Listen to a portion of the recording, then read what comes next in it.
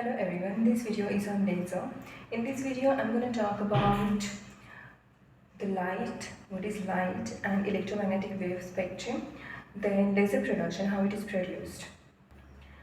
For that I'm going to read the Clinical Optics textbook by Elkington. It is the third edition, and also Shields textbook of glaucoma. And there is another book I'm gonna refer.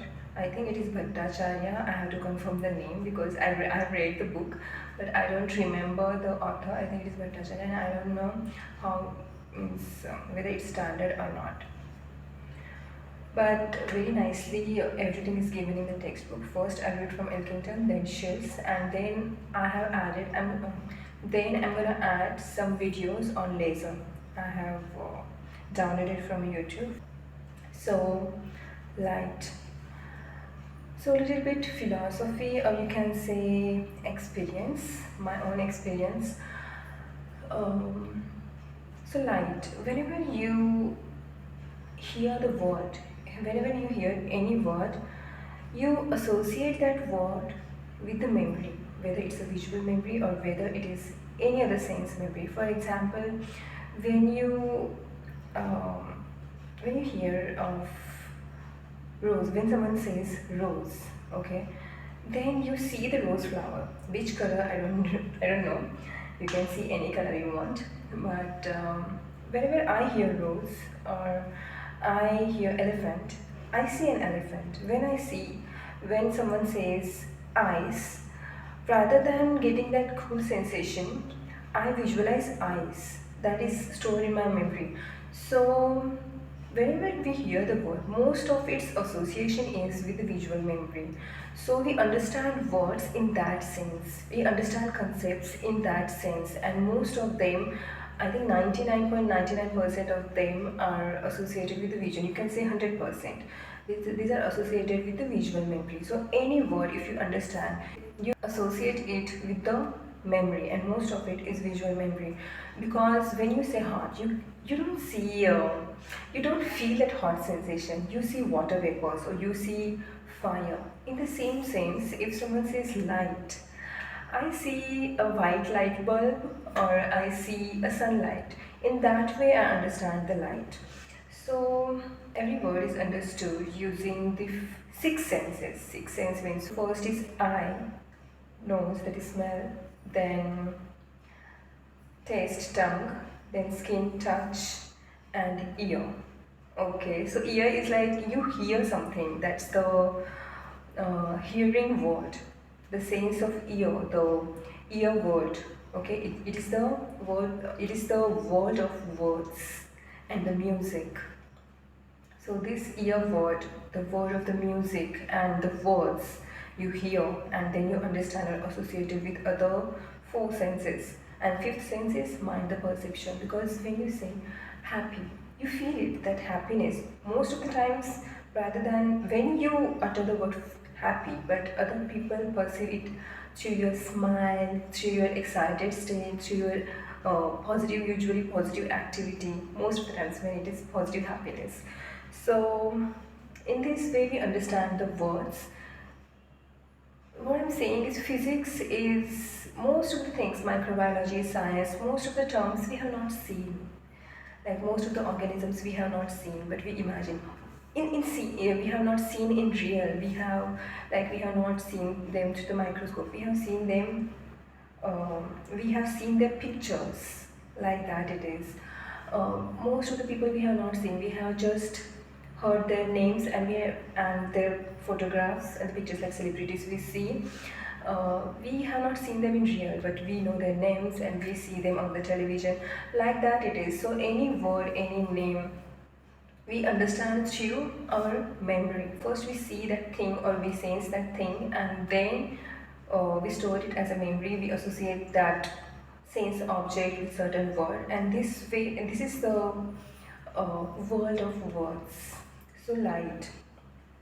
So how I perceive light usually in common sense, it is the white bulb and sunlight most commonly. So properties of light and visual function. Light may be defined as energy. Now energy. So energy, how do we how you understand the word energy. It is just, we have not seen the energy as such, right? We can see the fire when the energy is there. When someone says energy, I see myself in the excited state. I see myself doing a lot of work, or I see someone doing a lot of work and dancing or singing nicely or doing some good excited stuff. This word energy I associate with these things. So light will be defined as, so physics mostly is or mostly about the association of results of certain things. Like energy, we have not seen energy as such. Like so many light we can see. Okay, it's a form of energy. So light we have seen, and that too falling in the visible spectrum. Light is an electromagnetic wave. So many things we don't see, but we see their results. So we understand these words through their results, and not like we have really seen them or sensed them. So most of the times physics is all about associating the results of the words.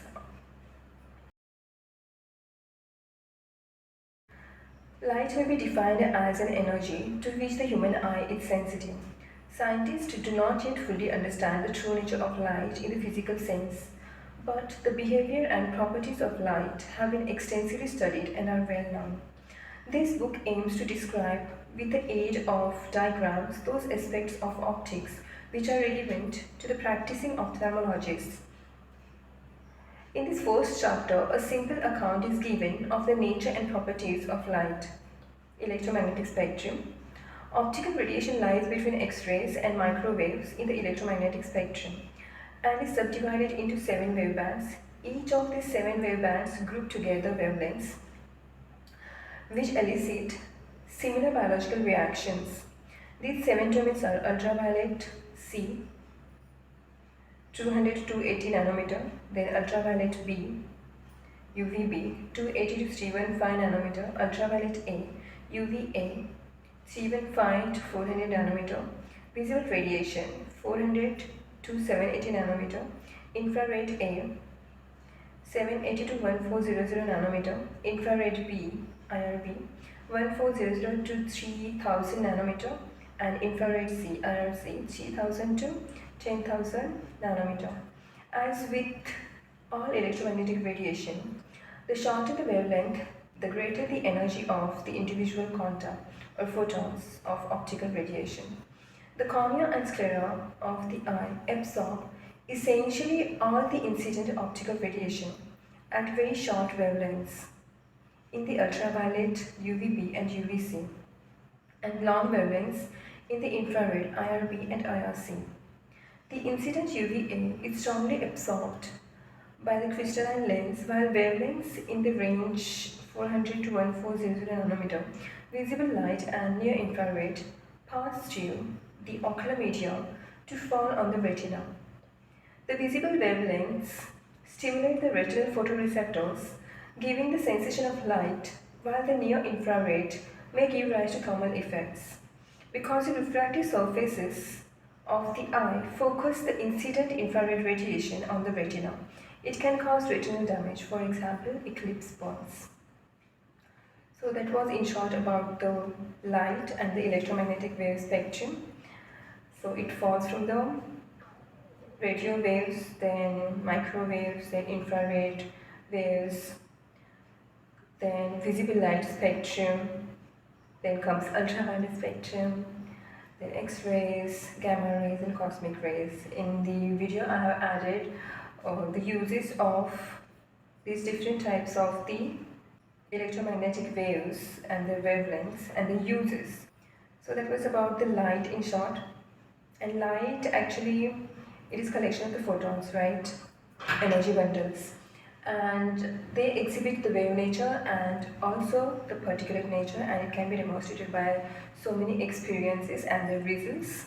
And the principle can be used in various machines that we'll see later. That I have learned how to make a playlist because I was randomly adding many videos like randomly. So I learned how to make playlist on YouTube where I can just classify or put my videos systematically, like dance videos separately, music videos separately. I'm not a singer, but like I love to entertain myself with music and singing. I'm not even a singer, I'm not even trained, and I'm not even born with that talent and fast learning curve in singing. Otherwise, in other every activities, I guess I have the ability to learn fast and grasp things faster, except singing. There is a limitation. I cannot add the advanced voice effects. So it's okay. I have different channel for study videos, but in this main channel where there are so many subscribers, I don't even know if they are true subscribers or they are just computer originated. I have no idea. But if they are true and if people are getting benefited, even one is getting benefited, at least I'm getting benefited. If one is getting benefited for that, I'm gonna and referring this channel or seeing this channel for their benefit, uh, for studious purpose, they can just refer that playlist. I'm gonna add this. I'm gonna read the optics also, Elkington optics, which I honestly didn't read in my post graduation. So I'm gonna read it. Um, and I have read Kurana, Optics Kurana. I should have read Elkington, but as I told you that I just wanted to pass with good, decent marks. I wanted to get back to Sangi. I had no idea that these people around me gonna make me rest here. I had no idea. Otherwise, even in their suffering, I would stay there and would learn Fago there, even with the slow speed, because rather than getting rusted here in Samli with enough salary, I would have my own bungalow. Anyways, let it be. Jealousy, I'm surrounded by so many jealous people. So if you are like good and you're truthful, you will be on my side. Or you will be on the side of truth, you will automatically be on my side. So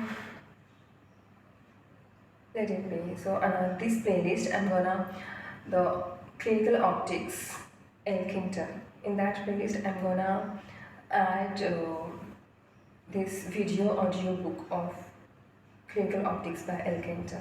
So if you want, if you are just getting bored of reading it and you want someone to, or you can just make your own videos, but you know, creating a channel, it saves your memory, and I don't have money to pay like 650 rupees per month right now.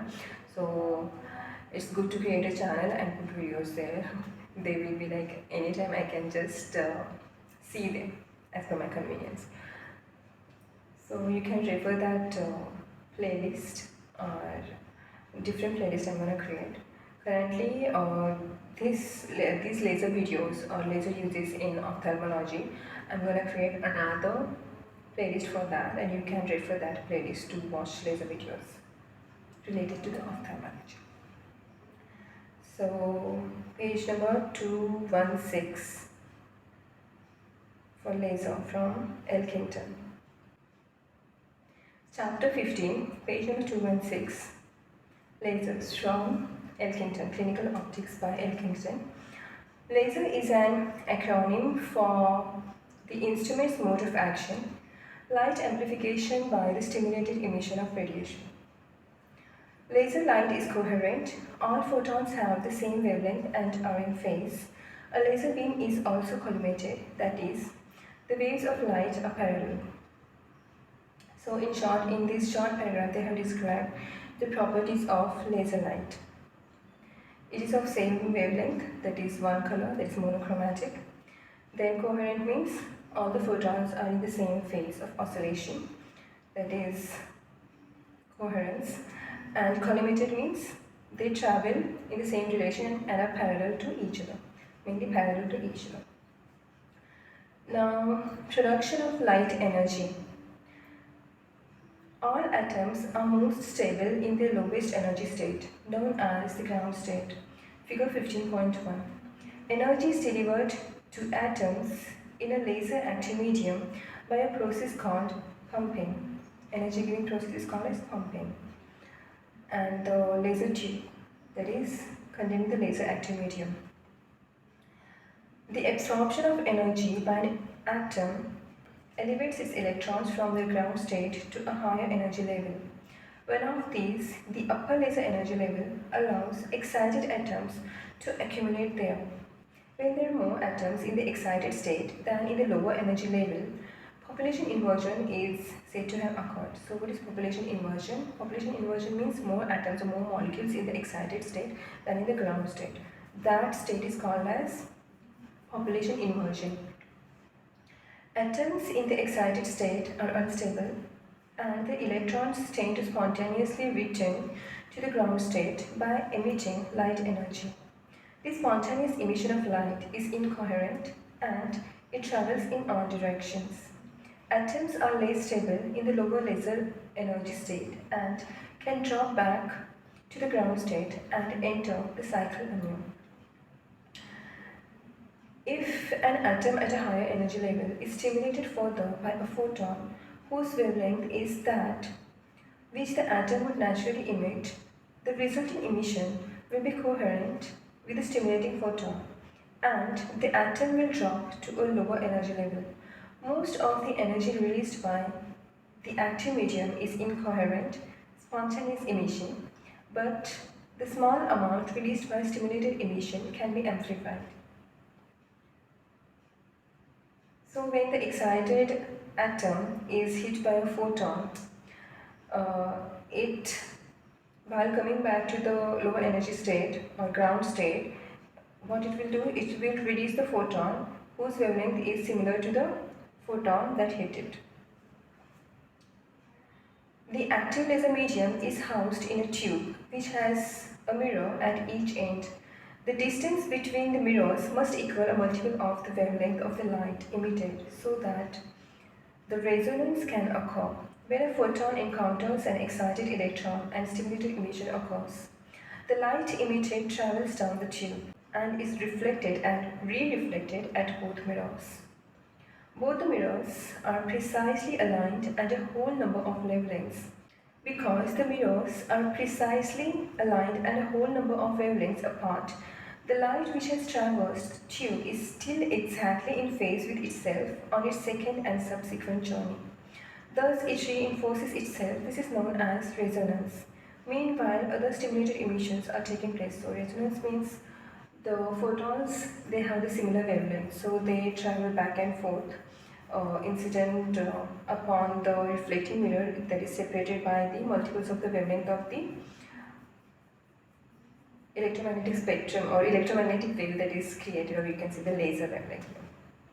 Thus, it reinforces itself. This is known as the resonance. For the resonance to occur, what is there? The distance between the two mirrors should be multiples of the laser light that we want to produce.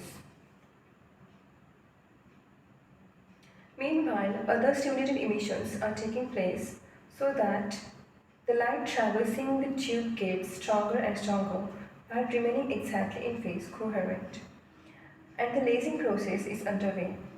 If one of the mirrors is made partially transparent, some of the light may be allowed to leave the tube.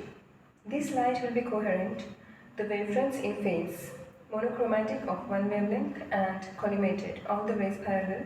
Light is produced continuously and such a laser is said to be operating in continuous wave mode, CW mode.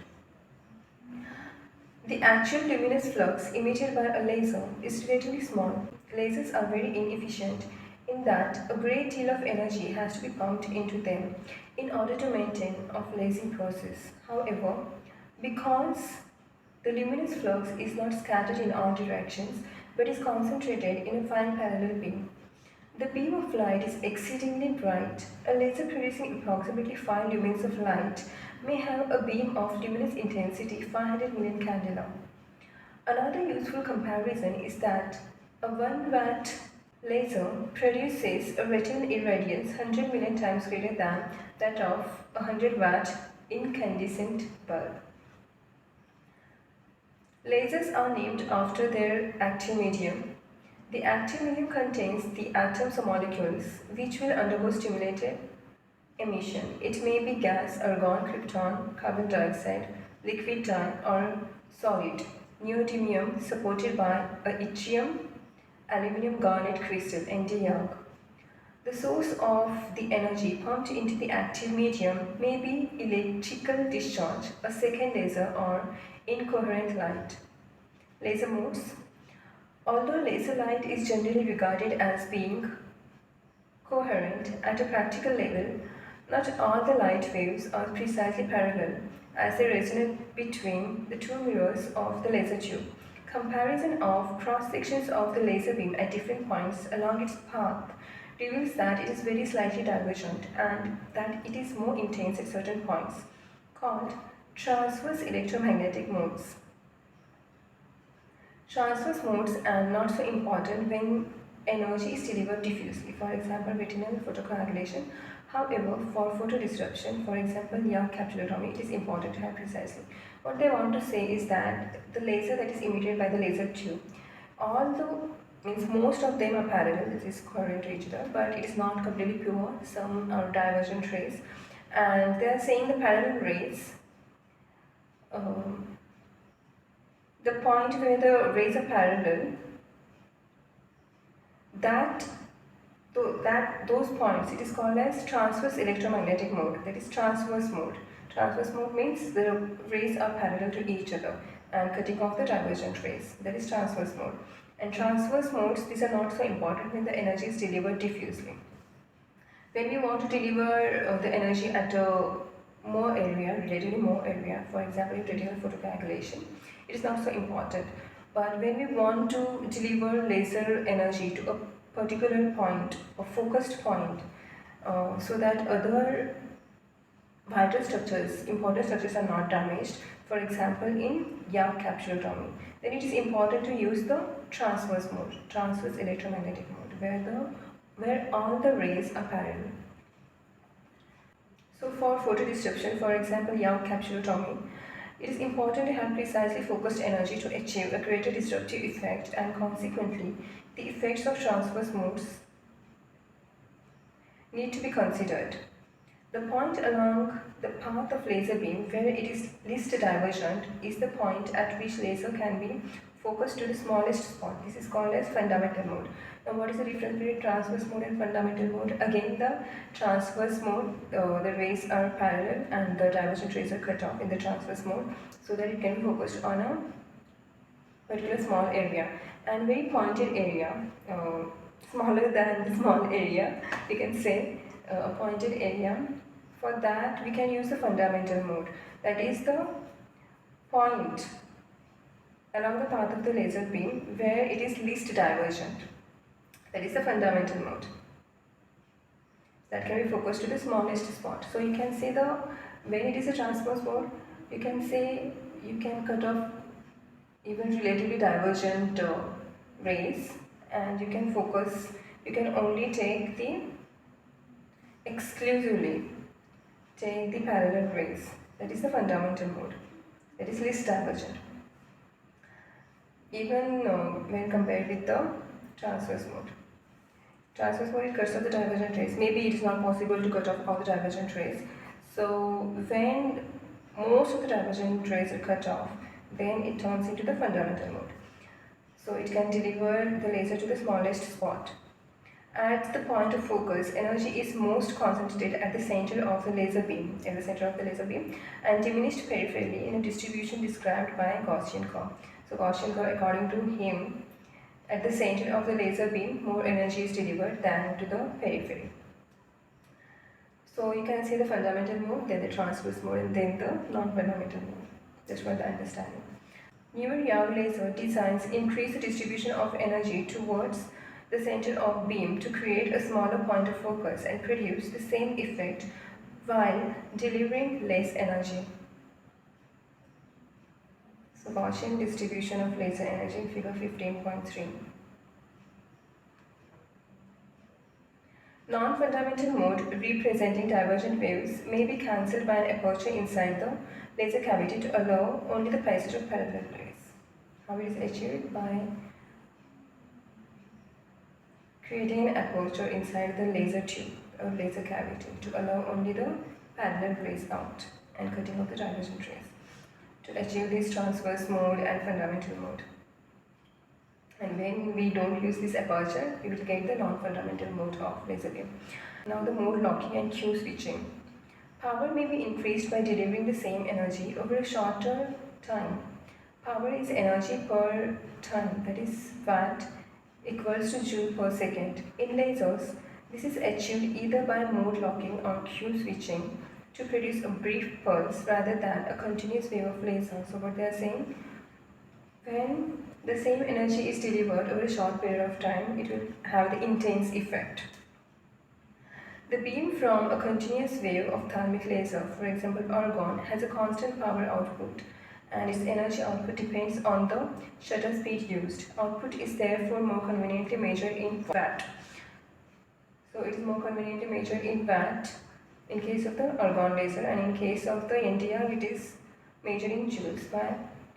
By contrast, the beam from a pulse laser, for example NDR laser, pulse lasers are measured in joules and continuous lasers are used in watt.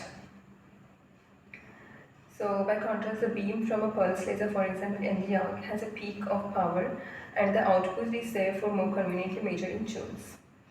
Q switching is a mechanism whereby a shutter is placed in front of one of the two mirrors in the laser tube between which the oscillation of the beam normally occurs. This maximizes the energy state of the laser medium by limiting energy loss to spontaneous emission alone. Opening the shutter allows oscillation to occur and produce a single pulse surge of stimulated emission with a duration 2 to 3 nanoseconds, 30 into 10 raised to 9 seconds.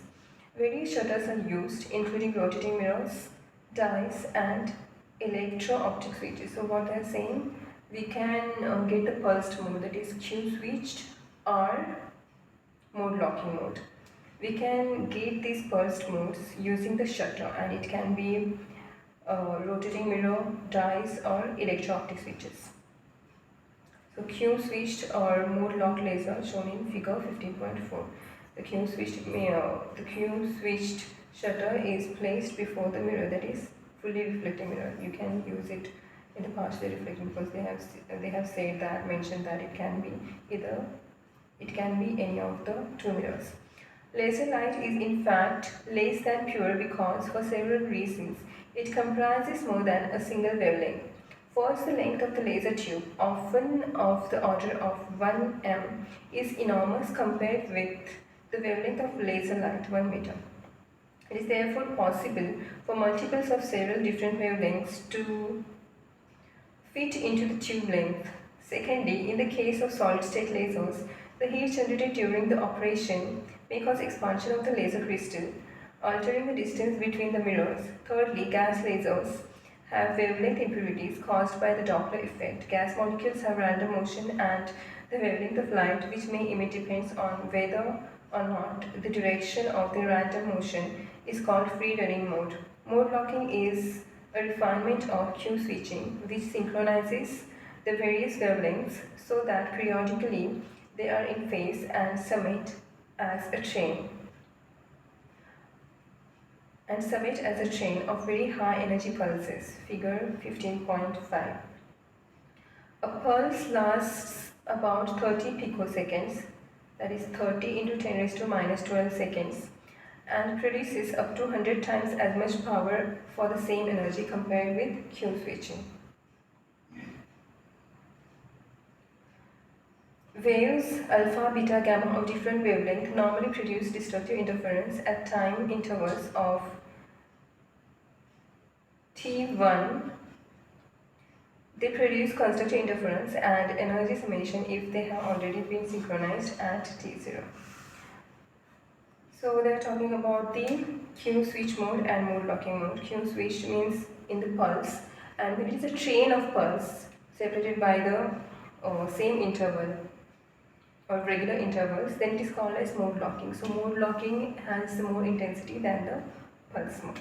This is what they are saying. Because in mode locking they have said the pulse that is used in mode locking mode, it is for a very short duration of the time, that is in picoseconds. So energy delivered, it is more intense than compared with the Q switching. So that was all about the laser production from Clinical Optics by Elkington. It's already 20 minutes past, so I don't want to extend this video. After this video, I'm gonna add two more videos which I have combined about the laser production. You can refer. And tomorrow I'll read the laser production from Shields, because already I introduced certain small philosophy in the introduction. So already the time has passed. It's already 30 minutes the video. So I don't want to extend this video longer than 30 minutes. Tomorrow I'll make laser production and I'll add another YouTube video on the laser production. So 3 videos total on the laser production. But it will be the part 1 and part 2, the same topic, the same thing as a revision, you can say. Tomorrow I'll read the shields for the laser production, and I'll add different video tomorrow for the laser production. Thank you so much for listening to me patiently. Goodbye.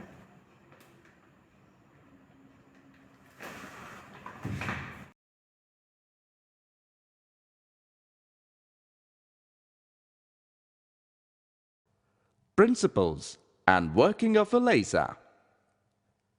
In our earlier session, we have learned different characteristic properties of lasers. Now, let us learn about the principles of working of laser. Generally, laser works in the form of process that consists of 4 important processes. They are 1. Absorption, 2. Spontaneous emission, 3. Pumping and population inversion, and 4. Stimulated emission of electromagnetic radiation.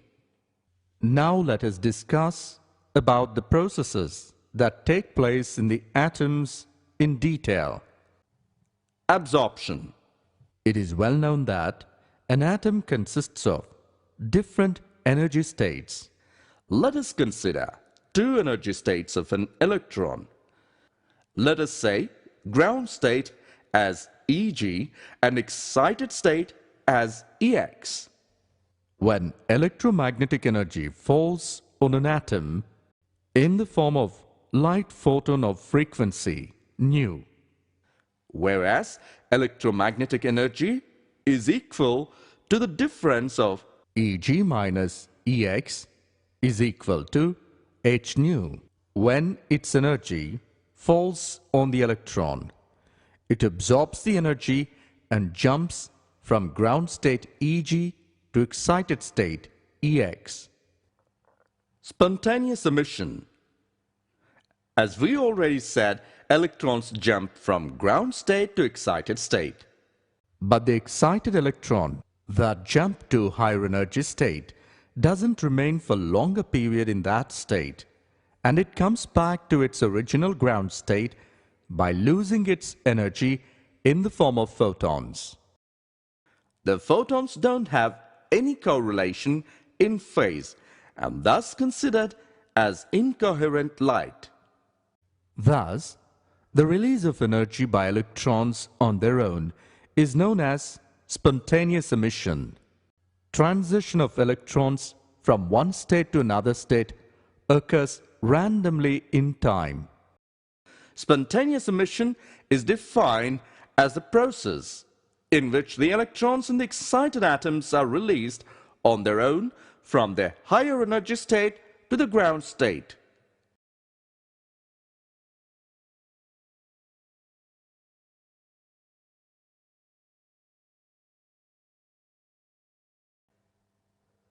Pumping and population inversion.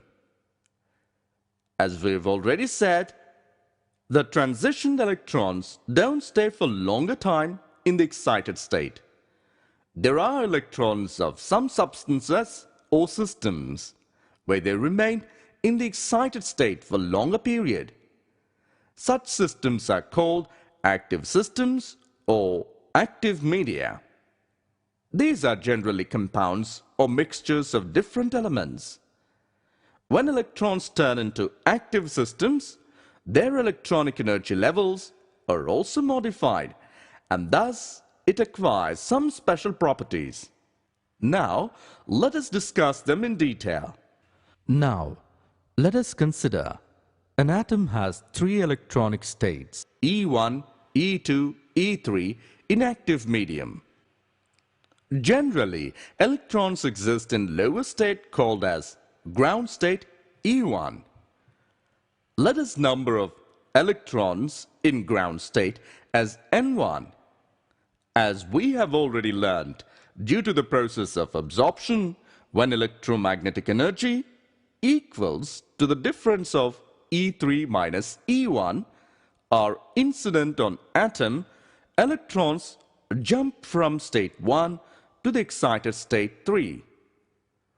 Due to the process of spontaneous emission, the excited electron in the E3 state remains for less period, in order of 10 power minus 8 seconds. Usually, most of the electrons loses its energy due to spontaneous emission and returns from E3 state to E1 state. The number of electrons in this state is said to be as N1. But some of the electrons may lose very less energy, E3 minus E2, and jump to state E2. The less emitted energy by electrons is called as thermal energy. This energy is absorbed by the medium itself.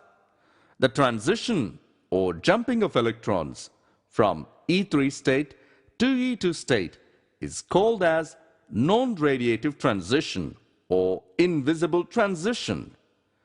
The electrons in this state, E2, remains for longer period compared to state E1 in the order of 3 into 10 power minus 3 milliseconds. This electronic state is called as metastable state. The number of electrons in this state is said to be as N2. The number of electrons N2 in the state E2 will be increasing rapidly. At some point, number of electrons N2 has more number than the number of electrons N1. That is, N2 is greater than N1. This stage is called as population inversion. The process in which the number of electrons N2 in a higher energy state called metastable state of an active medium is increased to a value greater than the number N1 in the ground state. That is, N2 greater than N1 is called as population inversion. How could we achieve population inversion? Population inversion is achieved by the supply of sufficient and appropriate energy to the active medium from an external source. Thus, the process of achieving population inversion is called as pumping, induced and stimulated emission. Earlier, we had learned that electrons remain for longer periods in the metastable state, that is 3 into 10 power minus 3 milliseconds. Now, let us assume coherent beam of light energy h nu is equal to E2 minus E1 incident from an external source on the active system. The light energy in the form of photon stimulates electrons in the state N2 to undergo transition to the state N1. The large number of photons of same energy is simultaneously emitted. Thus, the emitted photons have the property called as temporal coherence, and this process is called as induced or stimulated emission. When an active medium is in enclosed state, multiple reflections of emitted light occurs, where stimulated emission dominates spontaneous emission. Thus, the incident beam of light gets amplified and results in output as laser, light amplification, stimulated emission of radiation.